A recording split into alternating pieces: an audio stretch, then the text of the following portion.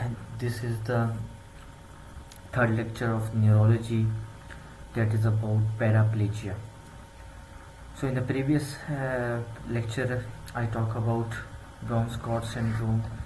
Now I will discuss to you about paraplegia. So there are different types of paraplegia, as you can see in the picture. There can be hemiplegia, or right side body weakness, or left side body weakness, or paraplegia mean lower limb weakness, or there may be quadriplegia mean whole body weakness, and can be monoplegia. So every plegia have different causes. Okay, so let's talk about the paraplegia.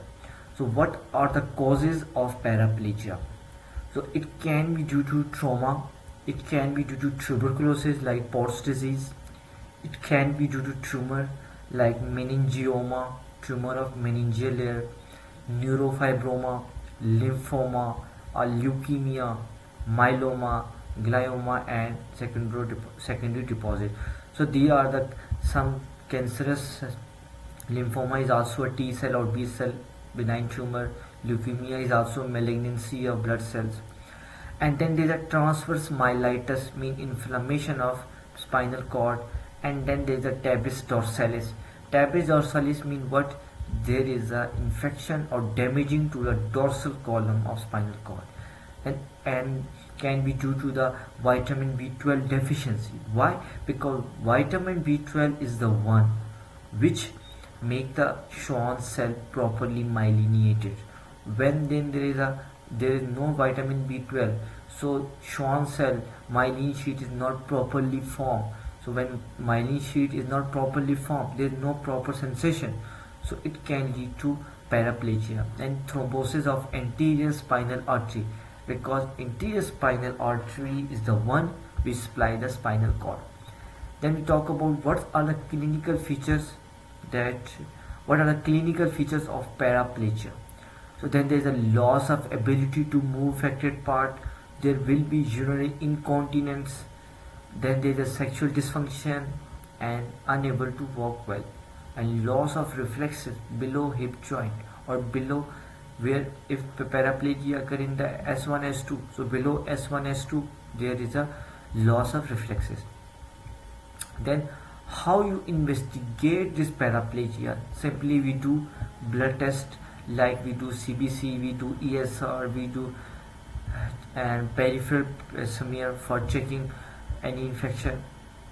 Then there is a nerve conduction study to help the diagnosis of neuropathies. Then we do the fundoscopy to check the papilloedema due to intracranial tumor of multiple sclerosis.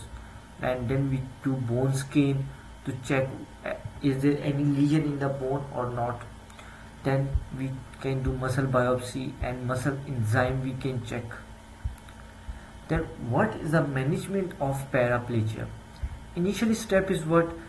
First of all, we ask the patient or advise the patient to do physiotherapy. Why? Because that helps normalize patient motor activity, and we advise the patient to do exercise. Also, we provide patient vitamin B12 and counsel the patient to take vitamin B12 enough. And then we provide patient anticoagulant. Why?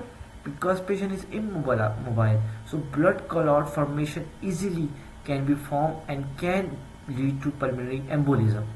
And then there is a pharmacological treatment. We can use Loperin for anticoagulant, because when patient is long-term immobilized, there is no venoconstriction, there is no muscle contraction, no venous return, so venous pulling.